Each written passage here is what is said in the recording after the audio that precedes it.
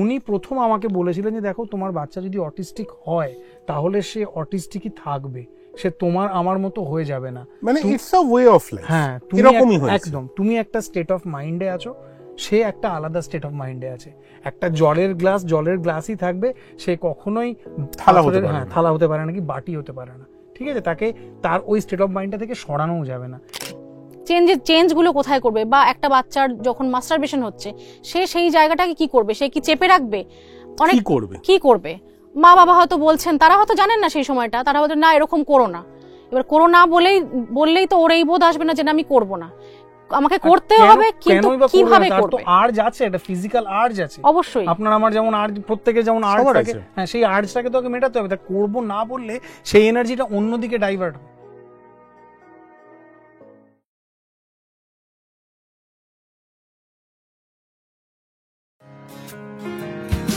এক cup coffee, coffee কথারই তুফান, এই টেবিলে সবই আছে খেলা থেকে গান, আমাদের গল্পেরা সবই হবে হিট, কারণ সঙ্গে আছেন অতিথি এবং ইন্দ্রজিৎ।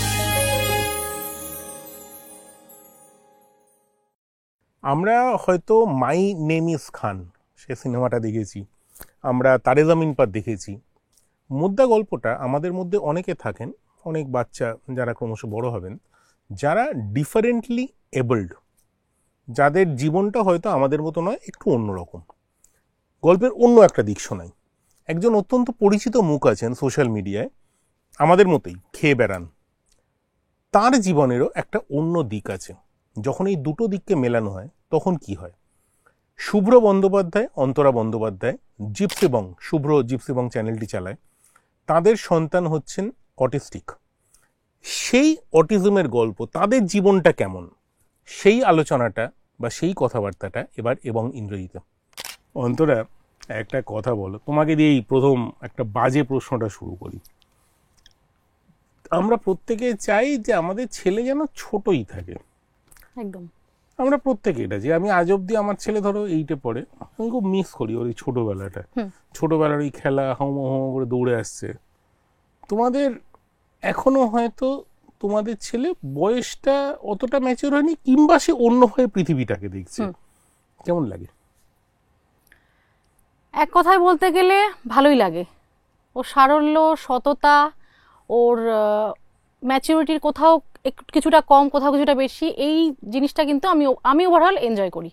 কারণ ও তো ধরো এখনো মিথ্যেটা বলতে শেখেনি এবং ভবিষ্যতে শিখবেও না। না, একদমই শিখবে না। আর ওই যে বললাম যে অনেস্টি এবং তার সাথে সারল্য, তার সাথে সেই ধরনের কাজকর্ম, খেলাধুলো, সেই রকমের অ্যাটিটিউড, এই সব ব্যাপারটা আমার ভালো লাগে। এই ধরো অটিজম ব্যাপারটা কি, কিভাবে বুঝতে পারলে, কবে বুঝতে পারলে, এটা একটু বলবে? আচ্ছা, হ্যাঁ, অটিজম একটা নিউরোলজিক্যাল ডিসঅর্ডার, এমনিতে এটা জন্মগত, এটা অ্যাকচুয়ালি কোনো রোগ নয়, কিন্তু এটা একটা কন্ডিশন, এটা একটা অবস্থা যেটা মানুষের জন্ম থেকে বাচ্চার শরীরে আসে এবং সারা জীবন এটার সাথে থাকে। একটা স্টেট অফ মাইন্ড বলা যায়। এটা কমে না, কখনো বেড়ে যায় না, বা ছোঁয়াচে নয়, বা বাচ্চা জন্মের সময় কোনোভাবে পড়ে গেছে, কোনো জন্মের সময় কমপ্লিকেশন হচ্ছে, সেই থেকে অটিজম, এরকম কিছু না, একদম জন্মগত এবং সারা জীবন মানুষের সাথে জিনিসটা থাকে। আমি বুঝতে পেরেছিলাম আমার ছেলের যখন মোটামুটি 14 মাস বয়স, ও তখন 3-4টে ওয়ার্ড ও মিনিংফুলি বলতো, একটু তাড়াতাড়ি বলা শুরু করেছিল, ওই ওয়ার্ডগুলো বলা ও হঠাৎ বন্ধ করে দিল। তখন আমার একটুখানি মনে হয় যে কেন বন্ধ করলো। আমি ওর ডক্টরের সাথে যোগাযোগ করি, উনি বললেন যে ওর সাথে অনেক কথা বলো, ছড়া বলতে বলতে থেমে যাও, দেখো নর্মাল যেরকম হয়, যে ওই ওয়ার্ডগুলো বলে কিনা, কিন্তু দেখা গেল বলছে না। তখন আমাকে একদিন ডক্টর বললেন, হয়তো উনি দেখে বুঝতে পেরেছিলেন, তখন তো আমি জানতাম না অটিজম সম্পর্কে কিছুই, ওয়ার্ডটাও জানতাম না। উনি বললেন যে আমার মনে হচ্ছে ওকে দেখে যে ওর মধ্যে আর্লি সাইন্স অফ অটিজম আছে। তো তখন বুঝতেই পারিনি, পরে যেগুলো বুঝেছি যে ওই বয়সে ও যেটা ছিল যে নাম ধরে ডাকলে রেসপন্স করা, মানে অ্যাটলিস্ট তাকানো, ওই বয়সের বাচ্চারা যেরকম খেলাধুলো করে, যেভাবে রেসপন্স করে, যেভাবে খেলে, মূলত এই জায়গাগুলো ওর ল্যাকিং, যেটা যেভাবে মানে ধরুন ওই বয়সের বাচ্চা কি হয়। আমি খুব বোকা বোকা প্রশ্ন করছি, না না, এটা একদমই আমিও একটা সময় ব্যাপারগুলো সম্পর্কে একদমই জানা ছিল না। আমি ওর বয়সের সাথে সাথে আমি এগুলো জানতে শুরু করেছি। একদম ছোটবেলায় যেমন বাচ্চারা হাত পা নেড়ে কারোকে দেখলো হাসলো, এইভাবে তো সোশ্যাল স্মাইল দিয়ে খেলা শুরু হলো। তারপর আস্তে আস্তে যখন বাচ্চা বসছে হচ্ছে এক বল নিয়ে খেলা, খেলনা নিয়ে খেলা, কখনো দুটো বাচ্চা আলাদা আলাদা খেলছে, তারপরে দুটো বাচ্চা মিশে খেলছে, তারপরে শুরু হয় তাদের ইনডোর প্লে বা আউটডোর প্লে, যেগুলো মিলে মিশে খেলছে। কিন্তু এই স্টেজগুলো আমরা যদি লক্ষ্য করি একটা সময়ের পর দেখা যায় যে সেই বাচ্চার ওই স্টেজগুলো ল্যাকিং।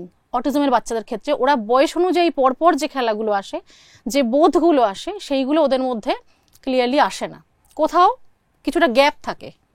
তখন আমরা সেটা বুঝতে পারিনি, লক্ষ্য করিনি। তখন উনি হয়তো আমাদের ওর যে ডক্টর ছিলেন উনি হয়তো ওটা বুঝতে পেরেছেন, আর ডাকলে রেসপন্স করতো না, তাকাতো না। এটা একটা বড় জিনিস।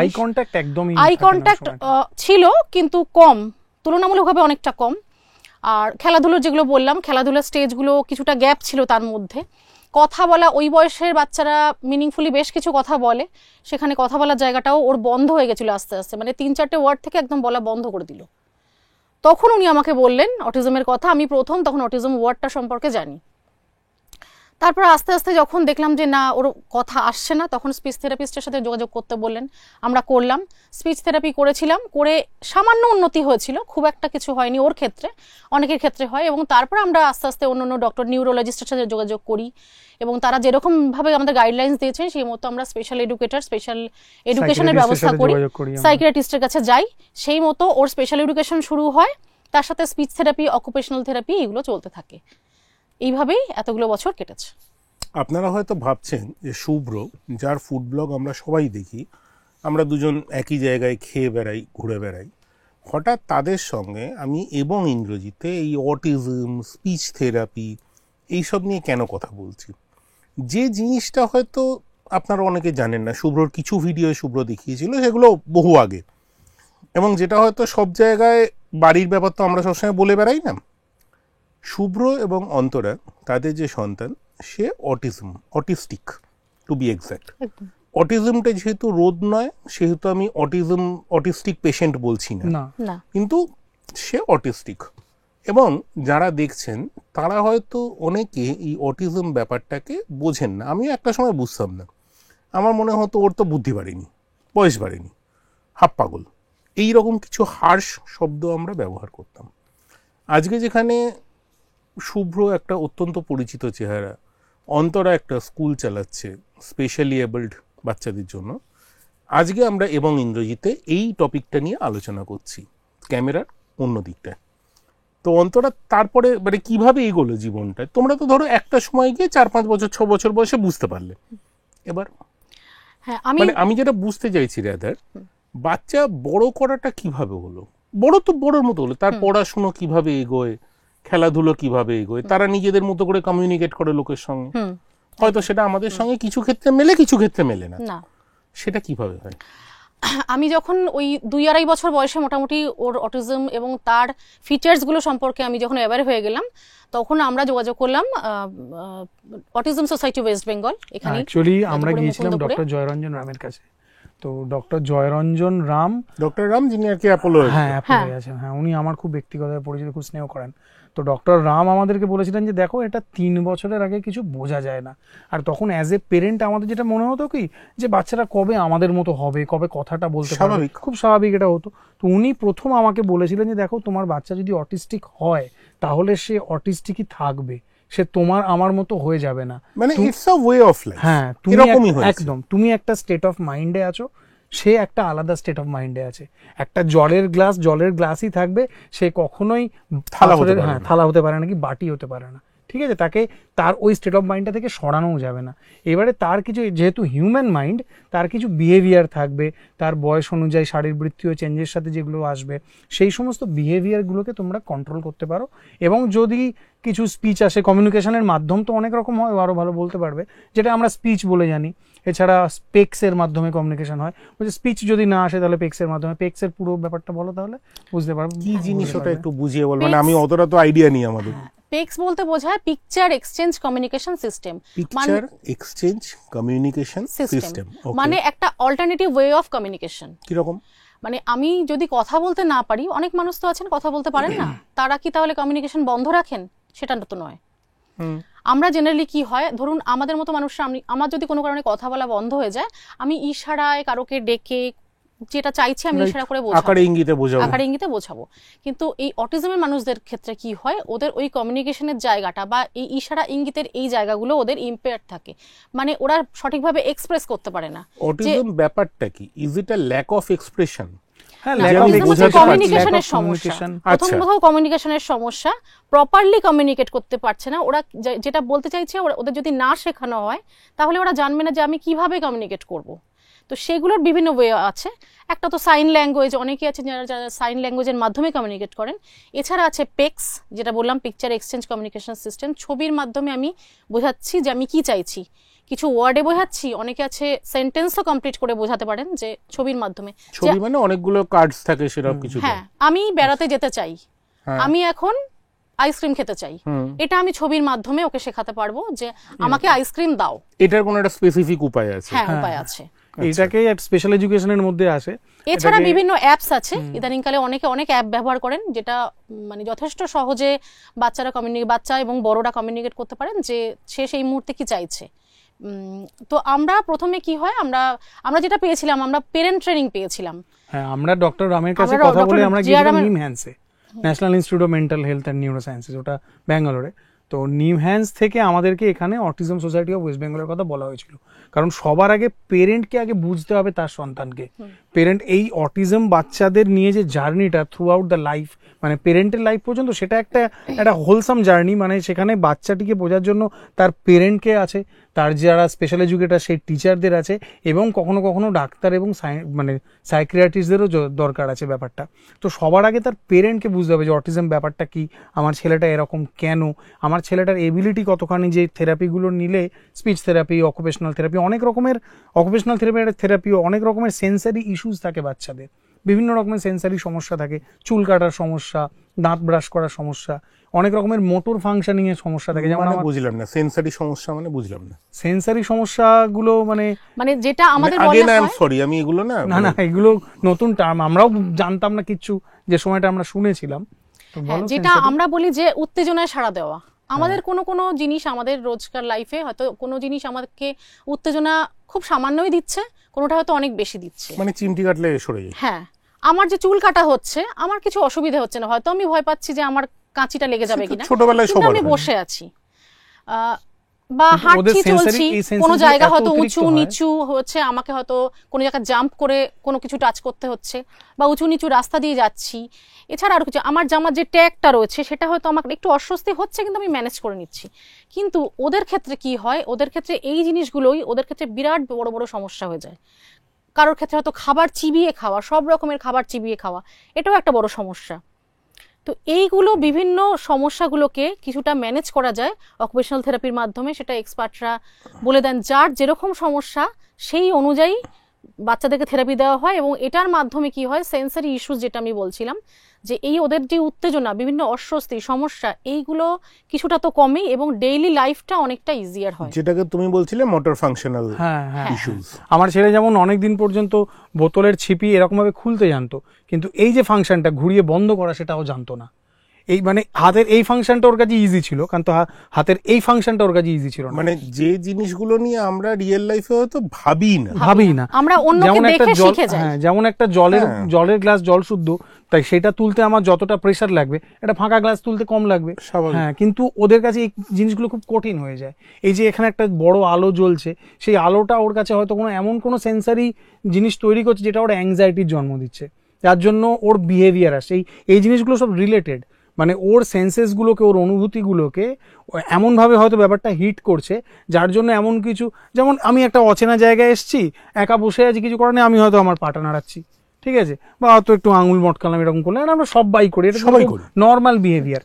কিন্তু ওরা না এই বিহেভিয়ারগুলোকে কন্ট্রোল করতে পারে না। কেউ হয়তো খুব চেঁচাচ্ছে, কেউ হয়তো খুব হ্যান্ড ফ্ল্যাপ করছে, কেউ হয়তো ঘুরে বেড়াচ্ছে, এদিক ওদিক দেখছে, মানে ওদের অ্যাংজাইটি ইস্যু হয়ে যায়, প্রচন্ড আমার অসুবিধা হলে, আমাদের কাছে খুব মানে অচেনা পরিবেশে গেলে এবং সেই জায়গাটার সাথে যদি নিজেকে মানিয়ে না নিতে পারে, আমি হয়তো বাইরে থেকে বসে বুঝতে পারছি না যে ওর ওখানে কেন সমস্যা হচ্ছে, আমি হয়তো বললাম দুষ্টুমি করে করছে, যিনি না জানেন তাই বলবেন যে দুষ্টুমি করে করছে বা এটা করতে চাইছে না বলেই কাজটা করছে, কিন্তু আমি জানতেই পারছি না যে এইটা করতে হয়তো ওর নিজের সাথে প্রচন্ড একটা যুদ্ধ করতে হচ্ছে।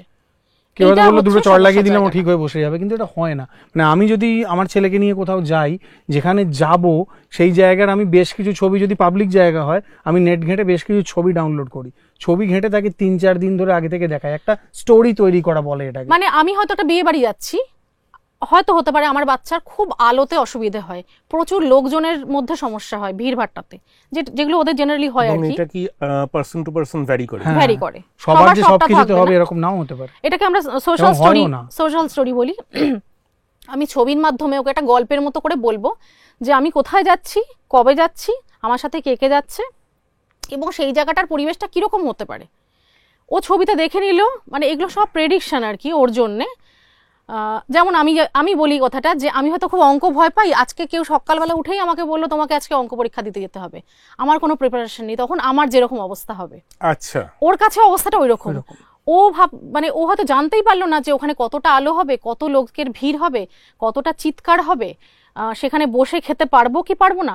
কিন্তু আমি যদি একটা ছবির মাধ্যমে ওকে একটা গল্পের মতো করে জিনিসটা বলি যে আমরা যাচ্ছি, এখানে এরকম হতে পারে, এখানে অনেক মানে আলো থাকতে পারে, এক্সপেকটেশনটা আগে সেট হ্যাঁ, করতে হবে। হ্যাঁ, এবং তোমার যদি অসুবিধা হয় তাহলে তোমাকে আমি এইভাবে হেল্প করতে পারি। তোমার কানে আমি একটা হয়তো নয়েজ ক্যান্সেলেশন হেডফোন দিতে পারি যাতে তোমার বেশি শব্দটা নিতে অসুবিধে না হয়, কি সানগ্লাস দিতে পারি, সানগ্লাস দিতে পারি, বা একটা এমন কোনো সুবিধা দিতে পারি যাতে তুমি সেই পরিবেশের সাথে নিজেকে মানিয়ে নিতে পারো। এটার মাধ্যমে কি হলো, ও জানলো আমি কোথায় যাচ্ছি, ওর অ্যাংজাইটি লেভেল অনেকটা কমলো। ফলে আমি কোথাও নিয়ে যাওয়ার পর ও যদি না জানে, হয়তো ওইখানটা ওর প্রচন্ড রকম রিয়াক্ট করে ফেললো, চেঁচা মেচি, কান্নাকাটি, ধাক্কি, কারোকে মারধর, মানে যেটাকে ট্যান্ট্রাম মনে হয় আমাদের খালি চোখে দেখলে, আমি না জানলে হয়তো আমি বুঝতেই পারলাম না যে বাচ্চাটা কেন এরকম করছে। কিন্তু যদি বলে দিই, ওর কাছে পুরো একটা ছবি তৈরি হয়ে যায় যে আচ্ছা আমি এখানে যাচ্ছি, এরকম হতে পারে। মানে তার মানে কি আমরা বলতে পারি যে কোনো অচেনা পরিবেশে অ্যাডাপ্ট করতে অসুবিধা হয়? হ্যাঁ, অবশ্যই, অবশ্যই। এই জন্য ওদের সবসময় প্রেডিকশন দিতে হয়। এবং আমরা রোজ যেটা করি যে ওদের মতো করে একটা ক্যালেন্ডার তৈরি করি একদম আলাদা করে, তাতে ওদেরকে প্রত্যেক দিনের ডেট, তারিখ, দিন, বার যেরকম বলছি, তেমনি সেই দিন যদি কোনো স্পেসিফিক্যালি কোনো অকেশন থাকে, কোথাও যাওয়ার থাকে, বা আজকে আমার স্কুলে যাওয়া কিনা নাকি আমার হলিডে, সেইটাও ওর কাছে ক্লিয়ার হয়ে যায় যে আজকে আমি বাড়িতে থাকবো না আজকে আমি স্কুলে যাব। এবং এই প্রেডিকশনগুলো রোজ যদি দেওয়া হয়, ওদের অ্যাংজাইটি লেভেল অনেকটা কমে যায়। কামিং ব্যাক টু স্কুল, এবার তোমাদের স্কুলটা নিয়ে, স্কুলটা কিসের, কিভাবে শুরু হলো তার গল্পটা। হ্যাঁ, এবার আমার যেটাও বলছিল যে ডক্টর জে আর রামের কাছে আমরা যাই, ওখান থেকে আমরা জেনেছিলাম দক্ষিণ কলকাতাতেই ইন্দ্রাণী বাসু ম্যাডামের অটিজম সোসাইটি ওয়েস্ট বেঙ্গল, ওখানে আমরা গিয়েছিলাম। এবং ওখানে গিয়ে আমরা অসম্ভব ভালো গাইডলাইন্স পাই। ওখানে যেটা শেখানো হতো প্রথমেই সেটা হচ্ছে পেরেন্ট ট্রেনিং দেওয়া, মানে পেরেন্টকে জানানো, শেখানো হাতে কলমে যে বাচ্চার কি কি সমস্যা, কি ধরনের ওদের হতে পারে, এবং তার সাথে আমি কিভাবে চলবো, শুধু পড়াশুনো নয়, স্পেশাল এডুকেশন, তার বাইরে সারা দিন ওর সাথে আমি কিভাবে ওকে ইন্ডিপেন্ডেন্ট তৈরি করতে পারবো, কিভাবে ওকে আমি কিছু শেখাতে পারবো, ওই যাবতীয় পেরেন্ট ট্রেনিংগুলো আমরা ওখান থেকে নিই এবং আমি ওকে সেই মতো চেষ্টা করি যে যেটুকু ওকে এগিয়ে নিয়ে নেওয়া যায়। তাতে আমি দেখলাম যে হ্যাঁ, ওর সেদিক থেকে ওর আমাকে বোঝা এবং আমার ওকে বোঝাটা অনেকটা ইজিয়ার হলো। আচ্ছা, আমি বুঝতে পারলাম যে ও হয়তো একাডেমিক নাও হতে পারে, ও নন ভার্বাল, ও কথা সেভাবে বলতে পারে না, ও পেক্সের মাধ্যমে কমিউনিকেট করে, কিন্তু ও যেটা বলছে, আমি অনেকটা কিছু বলতে চাইছে, আমি সেটা অনেকটা বুঝতে পারছি, বা আমি যেটা বোঝাতে চাইছি পেক্সের মাধ্যমে আমি সেটা অনেকটা ওকে বোঝাতে পারছি। এইভাবে শুরু হলো আমাদের জার্নি।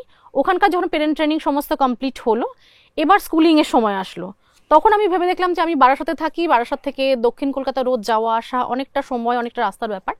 তখন আমার মনে হলো যদি বারাসাতে কোনো স্কুল বা ধারে কাছে যদি কোনো স্কুলে দেওয়া যায়, কারণ আমি বোধ করেছিলাম ওর ক্ষেত্রে স্পেশাল স্কুলই ওর পক্ষে, কারণ ও মেইন স্ট্রিম স্কুলের সাথে নেওয়া সম্ভব ছিল না তখন। তো তখন আমি ভাবলাম ধারে কাছে কোনো স্কুলে যদি দেওয়া যায়। সেটা দিতে গিয়ে 2-3 জায়গায় আমি এবং ও গিয়েছিলাম একসাথে।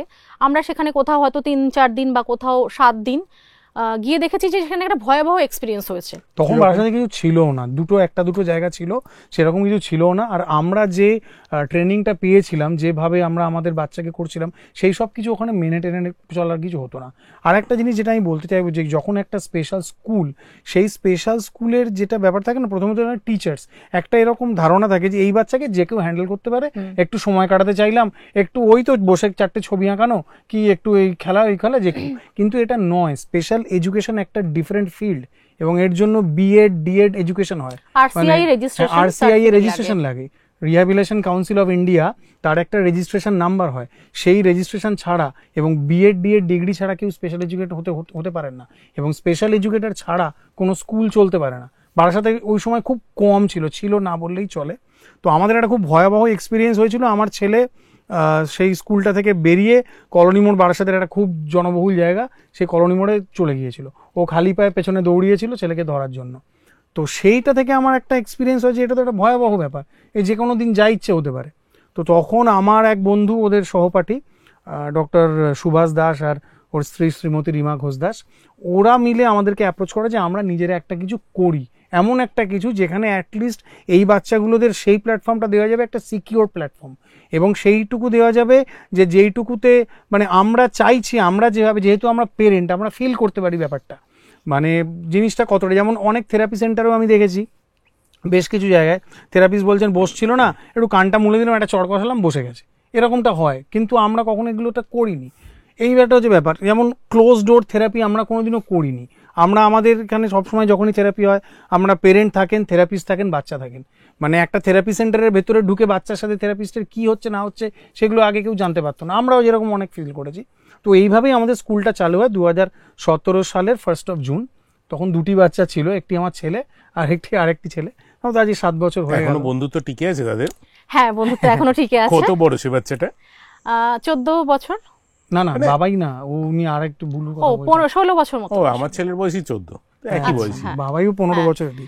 হ্যাঁ, তো আমরা মোট কথা যেটা আমরা এক্সপিরিয়েন্স করেছিলাম এবং যেটা আমরা পাইনি, সেইগুলোকে মাথায় রেখে, মানে ওটা একটা শিক্ষা ছিল আমাদের জন্য, হয়তো একটা লেসন ছিল, সেইগুলো নিয়েই আমরা আমাদের স্কুলটা তৈরি করেছিলাম। ভেবেছিলাম যে আমার ছেলে তো আমার স্কুলে পড়বেই, এবং এছাড়া আর যে কটা বাচ্চাই আসুক না কেন, তারা মিনিমাম প্রথমত সিকিউরিটি, হ্যাঁ, সেফটি এবং সিকিউরিটি প্রথমত মাথায় ছিল।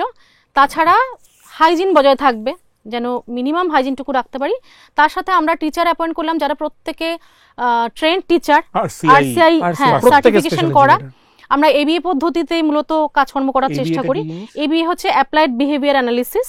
এর অনেক তত্ত্ব আছে, অনেক কিছু, এবং এটা পুরোটাই বিজ্ঞানসম্মতভাবে বাচ্চাদের উপর, বাচ্চাদেরকে কাজ করানো হয়। এর সাথে টিচাররা করান, বিহেভিয়ারটা বুঝে তারপরে সেই বিহেভিয়ারটার এগেইনস্টে কাজ করাটাই এবিএ তে করা হয়। হ্যাঁ, অটিজম যেহেতু খুব বোঝার একটা বিষয়, সেই জন্য প্রথমে বিহেভিয়ার ম্যানেজমেন্টের কথাটা মাথায় রাখতে হয়। বাচ্চার বিহেভিয়ার যদি বজায় না রাখতে পারি, তাহলে আমি সেক্ষেত্রে বাচ্চাকে কাজ করানো খুব মুশকিল হবে। মানে জোর করে ধরে বেঁধে বাচ্চাকে আমি লিখিয়ে দিলাম বা কোনো কাজ করিয়ে দিলাম, সেটা হয় না। একটা খুব বোকা প্রশ্ন করছি, আমরা বেশ কিছু শব্দ শুনি, একটা হচ্ছে অটিজম, হ্যাঁ, একটা হচ্ছে ডাউন সিনড্রোম, একটা হচ্ছে যেটা মাই নেম ইজ খানে শাহরুখ খানের ছিল, আমি নামটা, অ্যাসপারজার্স। হ্যাঁ, এইগুলো কি আলাদা আলাদা না একই জিনিসের বিভিন্ন দিক? অটিজম, মানে আমি খুব লেম্যানস প্রশ্নটা করি। ডাউন সিনড্রোমটা আলাদা। ডাউন সিনড্রোম আলাদা অবশ্যই। অটিজমের একটা ভাগই হলো অ্যাসপারজার্স সিনড্রোম, যারা অনেক, যাদের চিন্তা ভাবনা এবং চিন্তা শক্তি বা বুদ্ধিবৃত্তি, এটাই বলবো আমি, যেটা অনেকটা হায়ার হয়, তারা অনেক হায়ার লেভেলের কাজ করতে পারে। অটিজমেরও হাই ফাংশনিং হন, বিভিন্ন লেভেলের মানুষজন আছেন, তাদের উপর ভিত্তি করে প্রত্যেক এক্সপার্ট আলাদা আলাদা করে প্রোগ্রাম তৈরি করেন, সেই মতো তারা এগোতে পারে। এবং ওই তারে জমিন পড়ে যে বাচ্চাটি, হ্যাঁ, ওটা আলাদা, ওটা ডিসলেক্সিয়া ছিল।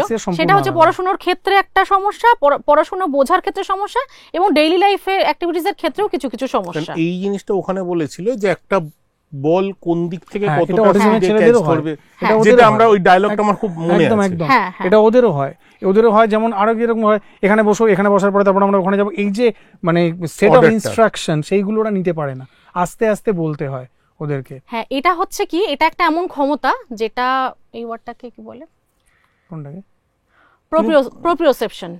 এটা, এই ওয়ার্ডটাকে প্রোপ্রিওসেপশন বলে। মানে আমাদের যেমন পঞ্চ ইন্দ্রিয় আছে, পঞ্চ ইন্দ্রিয় 5টা অর্গান আমরা জানি যে এগুলো দেখতে পাচ্ছি, আরো 2টি জিনিস থাকে যেগুলো চোখে দেখা যায় না আমাদের শরীরে থাকে, একটা হচ্ছে ভেস্টিবিউলার আর একটা হচ্ছে প্রোপ্রিওসেপশন। ভেস্টিবিউলার যেটা দেয়, কানে থাকে, সেটা হচ্ছে আমাদেরকে আমাদের মানে নিজের ভারসাম্য রক্ষা করা, ব্যালেন্স করা, যেটা কানে গন্ডগোল আমি দেখেছি নিজেরই ব্যালেন্স, আমি বাইক চালাই প্রচুর, আমার অসুবিধা হয়। হ্যাঁ, আর 5 জন যেখানে ইজিলি এই জিনিসগুলোকে নিয়ে চলেন, অটিজমের বাচ্চাদের ক্ষেত্রে এই জায়গাগুলো সমস্যা থাকে। একটা হচ্ছে ভেস্টিবিউলার, আরেকটি যেটা হচ্ছে সেটা হচ্ছে প্রোপ্রিওসেপশন, যেটা আমাদের হাড়, অস্থি ইত্যাদির মজ্জায় সমস্ত জয়েন্টস গুলোতে থাকে। এটা কি করে, এই যেটা আপনি বলছিলেন যে বল ছোড়ার ক্ষেত্রে, একটা বল এখান থেকে আসছে, একটা সাধারণভাবে একটা বাচ্চা হয়তো আইডিয়া করে নেবে যে কতটা বাচ্চাটা স্পিডে কোন অ্যাঙ্গেলে কোনখানে গেলে বলটা ধরতে পারবো, মোটামুটি 10টার মধ্যে হয়তো 8টা বলই সে ধরে ফেলবে। হ্যাঁ, কিন্তু ধরুন আপনার হাতে আমি একটা গ্লাস দিলাম, আপনি বুঝতে পারবেন গ্লাসটা আমি কতটা জোরে ধরবো। রাইট, আপনার হাতে আমি একটা ডিম দিলাম, আপনি বুঝতে পারবেন কতটা জোরে ধরবো। কারেক্ট। এই জায়গাগুলো ওদের ক্ষেত্রে ল্যাকিং হয়, ওরা বুঝতে পারে না, যেহেতু ওদের প্রোপ্রিওসেপশনের জায়গাটা অনেকটা ক্ষতিগ্রস্ত থাকে, যে আমি ডিমটাও যতটা জোরে ধরবো গ্লাসটাও ততটাই জোরে ধরবো।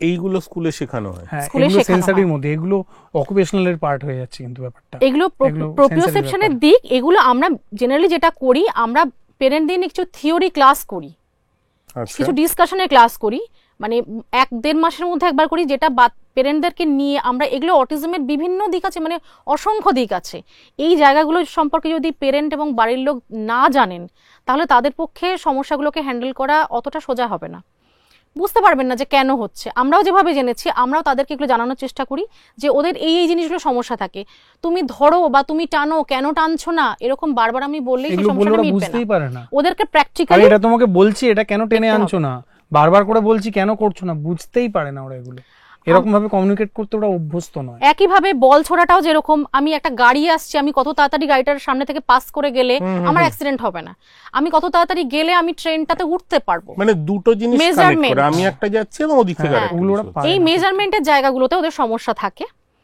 এটাই প্রোপ্রিওসেপশনের সমস্যা, এটা একটা দিক আর কি। তো এই আপনি যেটা বলছিলেন যে এটা অটিজমের বাচ্চাদের ক্ষেত্রে থাকে, কিছুটা হয়তো তারেজামিন মানে যে বাচ্চাটিকে দেখানো হয়েছিল তার ক্ষেত্রেও কিছুটা ছিল। তো এই সমস্যাগুলো নিয়ে আমরা হ্যান্ডেল করি। তো যেটা স্কুলের কথা বলতে বলতে থেমে গেলাম, আমরা এই সমস্ত জিনিসগুলোকে মাথায় রেখে আমরা স্কুল শুরু করি। একদিকে যেমন স্পেশাল এডুকেশন থাকে, যারা একাডেমিক, যারা পড়াশোনা করতে পারছে তাদের পড়াশোনা করার ব্যবস্থা থাকে, 1-to-1 সেশন হয়, একজন বাচ্চা একজন টিচার, এইভাবে কাজ করা হয়। আর্লি ইন্টারভেনশন বলে একটি সেকশন হয়, যেখানে বাচ্চা যত তাড়াতাড়ি সমস্যা ডিটেক্ট হতে পারে, আমরা বলি যত তাড়াতাড়ি বাচ্চার সমস্যা ধরা পড়ে তত তাড়াতাড়ি তাকে এই সমস্যাগুলো থেকে হ্যাঁ, মানে তাকে আমরা কমানোর- বোঝাতে পারি যে ব্যাপারটা এত তাড়াতাড়ি ধরা পড়েছে, তো এইবারে আমরা কি কি করতে পারি, স্টেপগুলো নিয়ে অনেক সোজা হয়। তাকে থেরাপি এবং কাজকর্ম শেখানো, তাকে এবং তার পেরেন্টকে। তো আর্লি ইন্টারভেনশনের একটা ভীষণ রকম সুবিধে আছে, দেরি না করা, খুব তাড়াতাড়ি করে কাজ শুরু করে দেওয়া। আর একটা জিনিস যেটা, সেটা হচ্ছে অ্যাকসেপ্টেন্স। আর্লি ইন্টারভেনশনটা কেন দেরি করে আসে হ্যাঁ। বেশিরভাগই, সেটা হচ্ছে অ্যাকসেপ্টেন্স। ফ্যামিলির থেকে অ্যাকসেপ্ট করতে পারে না এটা একটা বড় যে আমার ব্যাপার। বাচ্চা অন্যরকম। ফ্যামিলি থেকে যখনই সেটা অ্যাকসেপ্ট করবে, ফ্যামিলি মানে প্রথমে তো বাবা মা, তারপরে অন্যান্যরা, প্রথমে বাবা মাকেই অ্যাকসেপ্ট করতে হবে যে আমার বাচ্চা ভাই আপনার মতো নয়, সেই বাচ্চাটা অন্যরকম এবং সে এই রকমটাই হয়তো থাকবে। এই রকমটার থেকে তাকে বের করে আমার মতো তো আমি করতে পারবো না, যেরকম আমি বলছিলাম যে গ্লাসটাকে বাটি কখনো করতে পারবো না, কিন্তু একটা সামাজিক জীবনে এই বাচ্চাটিকে বড় করে তুলতে গেলে এই বাচ্চাটিকে যতটুকু বিহেভিয়ার মডিফিকেশন যা যা করা উচিত সেইগুলো করা উচিত। সবার আগে যেটা হচ্ছে অ্যাকসেপ্টেন্স।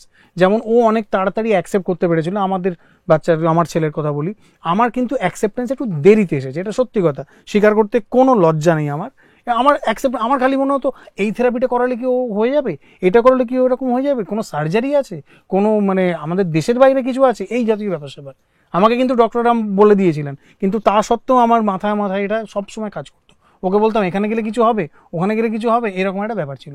সেই অ্যাকসেপ্টেন্সটা আমার গ্র্যাজুয়ালি এসেছে, ওর কিন্তু শুরুতেই এসেছিল, ও তাই নিয়ে পড়াশোনা শুরু করেছিল, মানে এই এএসডব্লিউ, মানে প্রবলেমটা বুঝে সেটাকে হ্যাঁ face হ্যাঁ, ও করেছে। সেটাকে করতে অ্যাড্রেস হবে। করেছিল। জীবনে এই জিনিসটা আছে, এটাকে ফেস করতে হ্যাঁ, হবে। face আমার করতে সেটা হবে। আস্তে আস্তে এসেছে, মানে যদি 2011-তে এটা ধরা পড়ে থাকে, আমার এটা আস্তে আস্তে আরো 3-4 বছর সময় লেগে গেছে। মানে ও যা যা করেছিল তাতে আমি কখনো কোনো বাধা দিইনি, কিছু করিনি, আমি সবসময় ছিলাম, কিন্তু আমার কোথাও না কোথাও গিয়ে এটা একটা অ্যাজ এ বাবা হিসেবে আমি বলছি, আমার এটা একটা অ্যাকসেপ্টেন্সের সমস্যা এটা খুব ছিল। স্বাভাবিক একটা ধারণা, সবারই সমস্যা মনে ছিল। হয়, বা বাড়িতে কিন্তু এই ধরুন অ্যাকসেপ্টেন্সটা সবার আগে করতে হবে, বাবা- তবেই আপনি এগোতে পারবেন। বাবা মায়ের পরেও দাদু ঠাকুমা আছেন, তাদেরও মনে হয় যে না আমার বাচ্চাটা হয়তো, আমার নাতি বা আমার যাই হোক বাড়ির বাচ্চাটা হয়তো শিখে যাবে, হয়তো সময় লাগছে, বা আমার ছেলে বা আমার অমুক মেয়ে হয়তো দেরিতে কথা বলেছে, দেরিতে এটা হাঁটতে শিখেছে, ওর হয়তো এটা আস্তে আস্তে সময় লাগবে, হয়ে যাবে।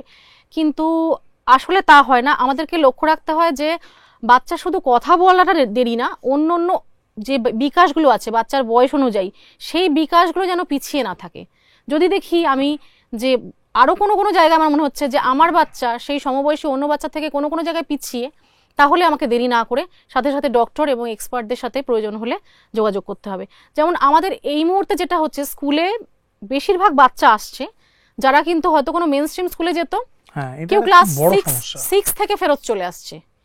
যেহেতু এখন পাশ ফেলের ব্যাপারও হয়তো নেই মনে হয় আমার যেটুকু জানি, ক্লাসে উঠে যাচ্ছে, ক্লাস 9 থেকে ফেরত চলে আসছে, কেন না হয়তো এসে বলছে না ও সবই পারে, শুধু ওর অঙ্কটা হয় না, বা ওর না শুধু পড়াশোনাটা হচ্ছে না, ওর কিন্তু বাদ বাকি সবকিছু ঠিক আছে। মানে তারা এখনো সমস্যাটাই বুঝতে পারে না। তারা সমস্যাটা যেহেতু সে হয়তো বাচ্চাটি একটু হাই ফাংশনিং বাচ্চা, হয়তো সে একটা ধাপ পর্যন্ত গেছে, কিন্তু অবশ্যই। তারপরে আর যেতে পারছে না, তার স্পেশাল অ্যাসিস্ট্যান্স দরকার, নর্মাল স্কুলগুলো সেগুলো দিতে পারছে না, এবার সম্ভব না তাদের হ্যাঁ পক্ষে। কখনো সম্ভব নয়, সেখান থেকে ফিরে আসছে। আমাদের ক্ষেত্রে কি হয়েছিল, যেমন আমার ছেলে যখন বললো মিউট হয়ে গেছে, তখন যখন ডাক্তারেরা বলছিল ছড়া বলো এই করে, সাইকিয়াট্রিস্টের কাছে যাওয়ার আগে অনেকে বলতো ওদের প্লে স্কুলে দিয়ে দাও না, প্লে স্কুলে তো অনেকগুলো বাচ্চার সাথে 10টা বাচ্চার সঙ্গে হ্যাঁ মিশলে 10টা ঠিক হয়ে বাচ্চার যাবে। সাথে মিশলে ঠিক হয়ে যাবে। আমার ছেলেকে আমি না, 1.5 বছর প্লে স্কুলে ঠিক হবে দিয়েছি, না। আমি সেখানে হয়তো সময়টা নষ্ট করেছি। হ্যাঁ এইগুলো এটা খুব হয় যে স্কুলে দিয়ে দাও, একটা নর্মাল স্কুলে যাবে, সবাইকে দেখবে। নর্মাল স্কুলে গিয়ে একটা স্পেশাল বাচ্চা কখনোই নর্মাল মানে মেইন স্ট্রিম বাচ্চার মতো, নর্মাল কথাটা বলা ভুল, একটা মেইন গ্লাস তো থালার সঙ্গে থাকলে হ্যাঁ থালা হয়ে যাবে না। একদম একটা মেইন স্ট্রিম স্কুলে গিয়ে কখনোই একটা স্পেশাল বাচ্চা মেইন স্ট্রিম হবে না, তেমনি একটা মেইন স্ট্রিমের বাচ্চা একটা স্পেশাল স্কুলে এসে কখনোই কখনোই স্পেশাল স্পেশাল হবে হবে না। না। এইটা আরেকটা ব্যাপার যে স্পেশাল স্কুলে দেবো না, তার একটা কারণ আছে, কি একটা জিঙ্কস আছে, যে স্পেশাল স্কুলে দিলে আমার বাচ্চারা ওখানে সব বাচ্চাগুলো আছে না, ওদের মতো এরকম হাত নাড়াতে শিখে যাবে, এরকম করতে শিখে যাবে, এটা হয়ে যাবে, এটা কখনো হবে না। সুব্রত, তোমাকেই জিজ্ঞেস করছি, ধরো বাবা হিসাবে আমি নিজে বুঝছি 14-15 বছর বয়সটা এই সময় প্রত্যেকটা ছেলের প্রত্যেকটা মেয়ের জীবনে কিছু হরমোনাল চেঞ্জেস আসে, অবশ্যই এই ক্ষেত্রে কি হয়? এদেরও সেম রকমের মানে হরমোনাল আমাদের চেঞ্জেস ধারণা কিন্তু অটিস্টিক কোনো বাচ্চা মানে সে সারা জীবন বাচ্চাই থাকবে। না না মোটেই নয়, মানে সে কখনোই সারা জীবন শিশু থাকবে না, এরা চির শিশু নয়। এই ফিল্ডে একটা কথা যে চির শিশু, হ্যাঁ। এটা চির শিশু নয়, কখনোই নয়। আপনার আমার যে হরমোনাল চেঞ্জেস গুলো এই অ্যাডোলসেন্ট পিরিয়ডে হয়, কৈশোরে ছেলেটির মেয়েটির প্রত্যেকের তাই হয়। আপনি যেটা দেখে নিজেকে এইভাবে আনন্দ দেওয়ার চেষ্টা করি, এবং যে শারীরিক একটা সময় আমরা বেটার গান শুনে বাইরে চলে যেতাম, হ্যাঁ সবাই করেছি, তুমি আমি যে বয়সের একদম লোকজন। একদম বেটার গান শুনে আমরা চলে যেতাম, কি আমরা অন্যরকম কোনো ছবি কিছু দেখে একটা করতাম। প্লেজার নিতাম, এদের ওই জিনিসগুলো হয়। এবার এই জিনিসগুলো বাবা মার দায়িত্ব এই বয়সটায় তাকে বোঝানোর ব্যাপারটা, একটা প্রাইভেট টাইম দেওয়া। হ্যাঁ যেমন মানে ধরুন কোনো গান দেখে, নায়িকাকে দেখে, যেমন ওরা বললেন, তার যদি বাচ্চার যদি কোনো চেঞ্জেস আপনি চোখের সামনে দেখেন যে এই চেঞ্জেসগুলো তাদের জায়গাটা ছেড়ে দেওয়া বেটার। হ্যাঁ দৃশ্যমান, তখন তাকে জায়গাটা ছেড়ে দেওয়া, এবং তাকে যদি পারলে তাকে মানে কি বলবো একটা সময় পর্যন্ত অ্যাসিস্ট করা, ঠিক আছে, তার প্লেজারটা নেওয়ার জন্য। তারপরে সে আস্তে মানে আস্তে আমাকে ওর প্রাইভেসিটা, ওর Private time প্রাইভেসির দিতে হবে। বোধটা তো থাকবে না, আমাকে ওই জায়গাটা শেখাতে হবে। যে এটা প্রাইভেট কাজ, হ্যাঁ, ওটা নয়। তোমার এখন এর জন্য এই তুমি এই টয়লেট সময় যেতে পারো। তোমার হয়তো তোমার অ্যাডলেসেন্ট পিরিয়ড হচ্ছে, তুমি বড় হচ্ছ, তোমার ফিজিক্যাল এই চেঞ্জেস আসছে, যেগুলো আমরা ছবির মাধ্যমে বোঝাই। তোমার যদি মনে হয় তুমি এটা করতে পারো, তোমার যদি হেল্প লাগে, তুমি এই ছবিগুলো সাহায্য নিতে পারো, বা অমুক ভিডিও সাহায্য নিতে পারো, ও যেটাতে কমফোর্টেবল হয়, এবং সেই জায়গাটাকে ওর সেই প্রাইভেট স্পেসটা ছেড়ে দেওয়া। মানে টিপিক্যাল কিছু ইনস্ট্রাকশনস হ্যাঁ, তাকে দিতে হবে। ইনস্ট্রাকশন দিতে হবে, প্রাইভেট একটা জায়গা, এবং সেটা যেন প্রাইভেসি থাকে, প্রাইভেসি বজায় থাকে, সেখানে আর কেউ না থাকে। এই জিনিসটা যে একটা প্রসিডিউরের মাধ্যমে যায়, না এটা বোঝালে তো ওকে যেখানে সেখানে শুরু হয়ে যায় ব্যাপারটা, ও তো বুঝতে পারবে না। স্বাভাবিক। ও আমাকে না বোঝালে define করতে পারবে হ্যাঁ না। ডিফাইন করতে পারবে না হোয়াট ইজ হোয়াট, এইটা। এবং এই জিনিসটা কিন্তু জামা কাপড় খোলা পড়ার মধ্যেও একটা প্রাইভেসির ব্যাপার দিতে হয়। আমার ছেলেকে যেমন ও প্রথম থেকেই জামা কাপড়টা ছাড়ানো, একটা নর্মাল জামা কাপড় স্যান্ডো গেঞ্জি ছাড়ানোটাও হ্যাঁ আমরা বাথরুমে গিয়ে, টয়লেটে গিয়ে করিয়েছি, যাতে সবার সামনে ও দুম করে প্যান্ট খুলে না ফেলে, কি জামা খুলে না ফেলে। এই প্রাইভেটটা, এবার প্রাইভেট রুম মানে দ্যাট প্রাইভেট রুম, এখানে আমি দরজা বন্ধ করে দিলাম, this is not a private room for him or her, ঠিক আছে, কারণ যে কোনো একটা জায়গায় গিয়ে সে দরজা বন্ধ করে এটা করতে পারবে না, ব্যাপারটা তাকে ওই পার্টিকুলার জায়গাটায় গিয়ে করতে হ্যাঁ, হবে। স্পেসিফিক্যালি এটা একটা প্রাইভেট এরিয়া থাকবে যেখানে ও গিয়ে চেঞ্জ করতে পারবে, সে ছেলে হোক বা মেয়ে হোক, এবং প্রাইভেট টাইম ওকে যেটা দেওয়া হবে বিভিন্ন সময়, সেই প্রাইভেট টাইমে ও সেই সময়টা কাটাতে পারে ওর ইচ্ছে মতো করে, এটা আমাকে ওকে শেখাতে হবে। মেয়েদের ক্ষেত্রেও সেম, যেমন পিউবার্টির সময় আসে, তার যে ফিজিক্যাল চেঞ্জেস, তার মান্থলি যে নিডগুলো রয়েছে, সেই প্রসিডিওরটা তাদেরকে পুরো শেখাতে হয়। শেখালে কিন্তু ওরা মোটামুটি সেগুলোকে ভালোভাবেই ম্যানেজ করে নিতে এই পারে। জিনিসগুলোই কি তোমরা স্কুলে পেরেন্টসদের শেখাও? হ্যাঁ, একদম এটার জন্যই আমরা স্কুলে শর্ট পেরেন্ট ট্রেনিং এর ব্যবস্থা করি, এবং পেরেন্ট টিচার একটা ডিসকাশন হয় প্রত্যেক মাসে কি 1.5 মাসে আমরা পেরেন্টদেরকে ডাকি, এবং প্রত্যেক বাচ্চা মানে স্পেসিফিক্যালি আমরা বলি যে এই বাচ্চাগুলোর এই আছে, তোমার বাচ্চা এখন এই বয়সে এসছে, এর কিন্তু এগুলোর প্রয়োজন আছে। 1-to-1 PTM যেটা অনেক বলে। সময় পেরেন্টদের ওই জিনিসগুলো অনেক সময় এখন অনেকটা সহজ হয়েছে, কিন্তু আগে একটা সময় এগুলো মেনে নিতে একটু পেরেন্টদেরও সমস্যা হতো, কারণ খোলাখুলি আমরা সেক্স এডুকেশন নিয়ে তো নর্মাল লাইফেও আলোচনা করি, কেউ করে না, তাই না, এক্ষেত্রে আরো ব্যাপারটা সমস্যার হতো। হ্যাঁ, এগুলো আমরা অনেকটা ওদের কাছে ইজি করে দিই বলে, যে তাতে ওদের মা বাচ্চা দুজনের ক্ষেত্রেই জীবনটা অনেক সহজ বোধ হয়। যে একটি বাচ্চা হয়তো প্রাইভেট এরিয়া ছাড়াই জামা কাপড় চেঞ্জ করছে, বা পিউবার্টির সময় সে নিজেকে কিভাবে তার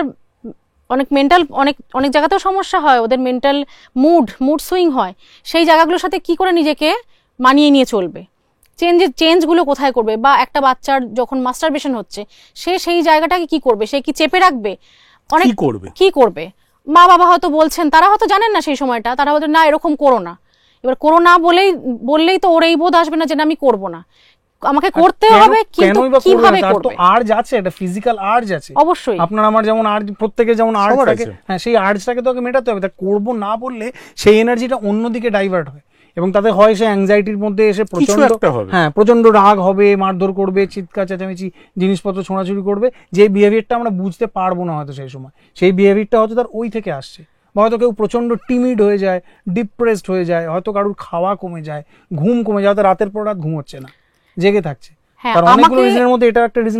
আমাকে যদি ধরুন আমাদের যেটা হতো যে আমাদেরকে কোনো সিনেমা দেখতে দেওয়া, আমার হয়তো ইচ্ছা আছে স্পেসিফিক্যালি ওই সিনেমাটাই আমি দেখবো, একটা উদ্দেশ্য আছে আমার দেখার, আমরা একটা সময় মাঝরাতে জেগে একটা চ্যানেল দেখি, সবাই দেখেছে। এবার যদি আমাকে বাড়ি থেকে খুব বাধা দেওয়া হয় যে না তুমি একদম দেখতেই পারবে না টিভি, আমার কি হবে, আমার রাগ হবে, জেদ বাড়বে, একটা রিঅ্যাকশন হবে, হয় আমি ভাঙচুর করবো, নয় লুকিয়ে চুরিয়ে বেশি করে দেখবো, আমার পড়াশোনারও এফেক্ট পড়বে। তো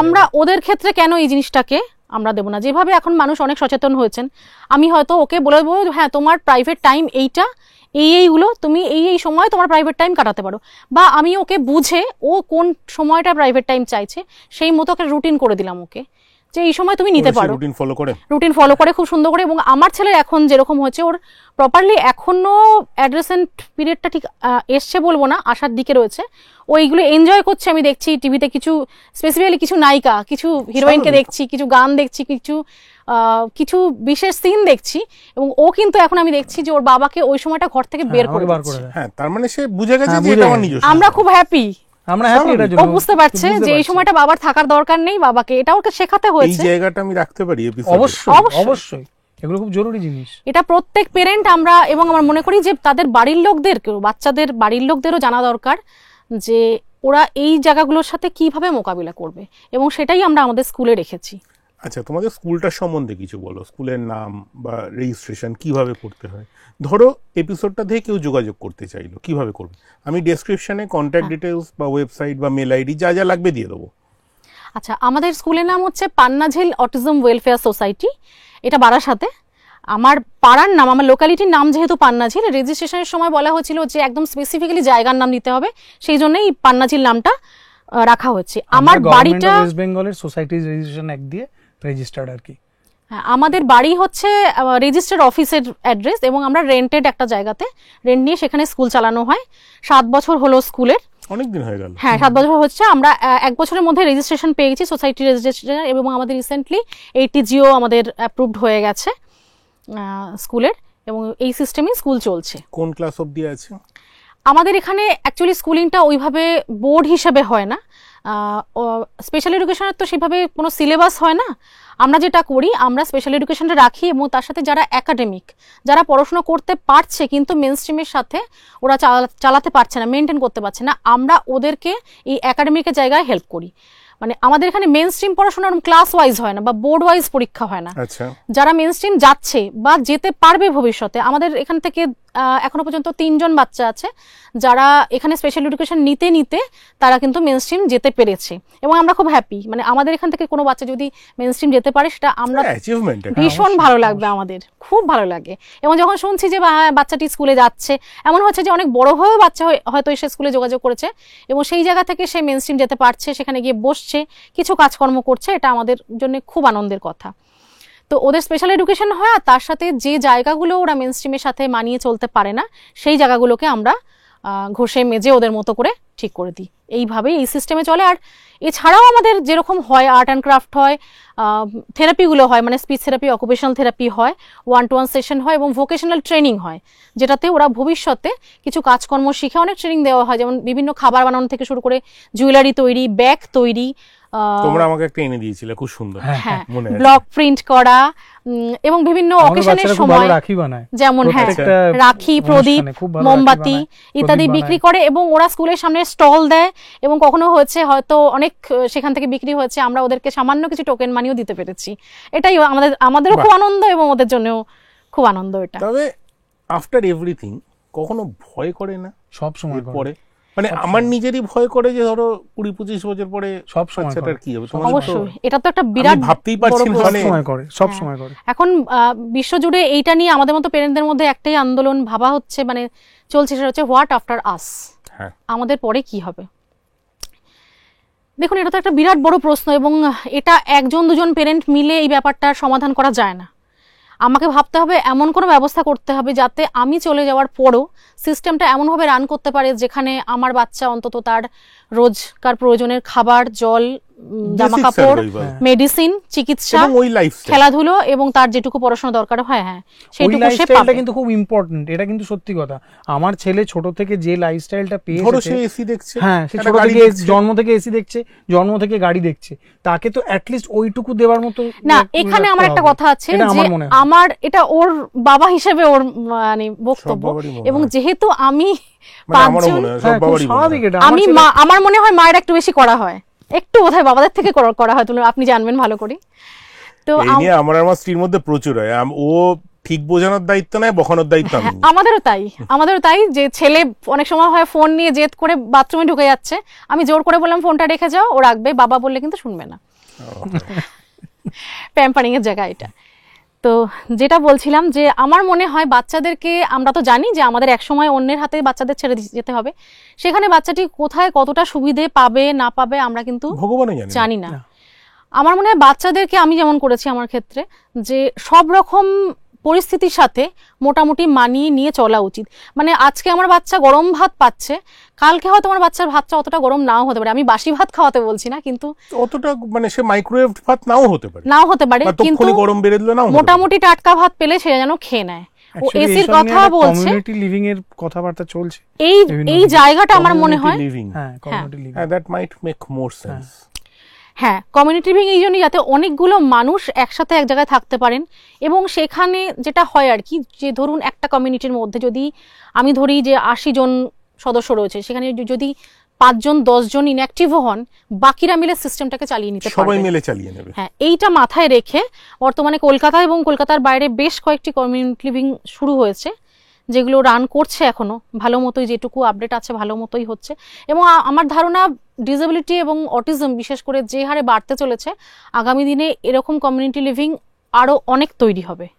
এবং আর এই সমস্ত লিভিং গুলোতে যাওয়ার আগে না, সবার আগে যেটা আমার মনে হয় যে মানে পুরো জীবনটা ধরে বাচ্চাটাকে কিন্তু যতটা সম্ভব স্বয়ং সম্পূর্ণ করার চেষ্টা করতে হবে। 100 বার আপনার বাচ্চা মানে বল দেখে বল চিনছে কিনা, ছবি দেখে ছবি চিনছে কিনা, ওগুলো তো থাকলোই, কিন্তু তার যে ডেইলি অ্যাক্টিভিটিটা, সকালে ব্রাশ করা, পটি করা, পটি মানে দেওয়া, প্রতিটা স্নান যেন সে করা, নিজে করতে পারে। হ্যাঁ ইন্ডিপেন্ডেন্ট যেন সে লাইফ স্বয়ং সম্পূর্ণ লিড হয়, করতে তার মতো শিখতেই করে হবে, যতদূর independent করার সম্ভব, চেষ্টা করতে হবে। যতদূর এটা সম্ভব একটা বাবা মার খুব বড় দায়িত্ব।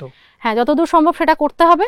আর তার সাথে বাচ্চাকে সমস্ত পরিস্থিতির সাথে যেভাবে বললাম যে তৈরি করা, যা আমার বাচ্চা যেন যে কোনো পরিস্থিতিকে নিজেকে মানিয়ে নিতে পারে, মানে তার শোয়ার জায়গাটা যেরকম হবে, বা আজকে যদি আমার এসি না থাকে, আজকে যদি কারেন্ট না থাকে, সেই জায়গায় যেন বাচ্চাটা, আমার মনে হয় এরকম ভাবে প্রত্যেকটা বাচ্চাকেই বেসিক অ্যাডাপ্টেবিলিটি, বেসিক সেটা in the most basic form. হ্যাঁ কিন্তু চিন্তা সবসময় এই জিনিসটা নিয়ে হয়, আমার বিশেষ করে হয়, বেশি করে হয়। চিন্তা তো বাবাদের একটু বেশি হয়, বাবারা বলতে পারেন না, দ্যাটস এ ডিফারেন্ট ইস্যু।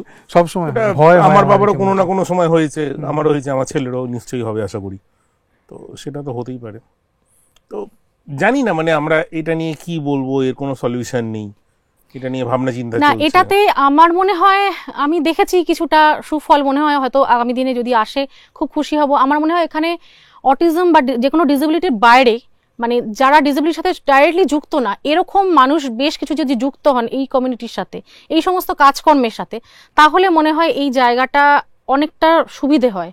মানে যারা কোনোভাবে ডিসেবিলিটিকে হয়তো খুব কাছ থেকে দেখেননি, এরকম যেমন আমার সাথে যিনি আমার পার্টনার, যে স্কুলে আমার বন্ধু, আমার 2 বন্ধু, তারা কিন্তু ডাইরেক্টলি অটিজম কমিউনিটির সাথে যুক্ত নয়, হয়তো তাদের কোনো রিলেটিভ অটিজমে কোনোভাবে দেখেছে, আছে, হ্যাঁ। কিন্তু তারা তো এই কাজটার সাথে যুক্ত। এবং আমাদের টিচার্সরা আছেন, তাদের হয়তো কারোর ফ্যামিলি থেকে অটিজমের বাচ্চা আছেন বা নেই, কিন্তু তারা এই কাজটার সাথে খুব হ্যাপিলি বাচ্চাদের সমস্যাগুলো বুঝে এর সাথে কাজ করছে। তো এরকম যদি হয় যে যারা ডিসেবিলিটি ফিল্ডের সাথে ডাইরেক্টলি যুক্ত নয় সেরকম মানুষ যদি আরো বেশি বেশি করে এই ফিল্ডে যুক্ত হন, আমার মনে হয় সেই সমস্যাটা হয়তো আগামী দিনে কিছুটা হলেও কমতে পারে। সেক্ষেত্রে আপনারা যদি কোনোভাবে পান্নাজিল অটিজম সোসাইটির সঙ্গে যুক্ত হতে চান, পুরো ডেসক্রিপশন বক্সে দেওয়া রইল ডিটেলসটা, সেখানে যোগাযোগ করবেন। শুভ্রর আমরা এতকাল একটা অন্য পরিচয় জানতাম, যে আমিও খেয়ে বেড়াই, প্রচুর খাই, দেখে বোঝা যায় না দেখে বোঝা যায়, সেরকম হয় একটা কিছু জীবনে। এটা হচ্ছে একটা অন্য দিক, যে দিকটা হয়তো আমাদের প্রত্যেকের না এক একটা করে দিক থাকে যেগুলো আমরা সাধারণত পাবলিকলি আলোচনা করি না। আপনার আছে, আমার আছে, ওদের আছে, ক্যামেরার পেছনে যারা আছে, প্রত্যেকের নিজের জীবনে একটা কিছু না কিছু আছে। তো আজকে এই অবধি আমার মনে হয় যদি কেউ যুক্ত হতে চান, কোনোভাবে স্কুলটার সঙ্গে কোনোভাবে যুক্ত হতে চান, সেটা আপনার এফার্ট দিয়ে হতে পারে, সেটা কোনো গ্রান্টে হতে পারে, সেটা ফাইন্যান্সিয়ালি হতে পারে, সেটা কোনো অ্যাক্টিভিটিসে হতে পারে, আমি জানি না কী কীভাবে হতে পারে, তাদের যোগাযোগ করবেন। আর এই থ্যাংক ইউ, আপনাকে ধন্যবাদ অনেক দাদা। বাকি একদিন আমার ছেলের সঙ্গে দেখা করাতে হবে। আমার ছেলের প্রবলেম হচ্ছে হাইপার অ্যাক্টিভ, এবং ওর জীবনের সুপার পাওয়ার হচ্ছে প্রচুর বন্ধুত্ব করে ফেলতে পারে, আমার থেকে অনেক বেশি সোশ্যাল, আচ্ছা, অন্তত আমার থেকে তো 10 গুণ বেশি সোশ্যাল জীবনে। তো সেটা কখনো একটা, সেটা অফ ক্যামেরা গল্প হবে, সেটা তো ডেফিনেটলি অন ক্যামেরা যাবে না। বাকি দেখা হচ্ছে পান্নাজিল অটিজম সোসাইটিতে। আর লাইক করুন, শেয়ার করুন, সাবস্ক্রাইব করুন টু এবং ইন্দ্রজিৎ, এরা বলতে হয়। তো ফলে জিপসি বঙ্গের চ্যানেল আপনারা দেখেন, নতুন করে কিছু বলার নেই। দেখা হচ্ছে পরের এপিসোডে। থ্যাংক ইউ, থ্যাংক ইউ, ধন্যবাদ। Thank you so much. Thank you.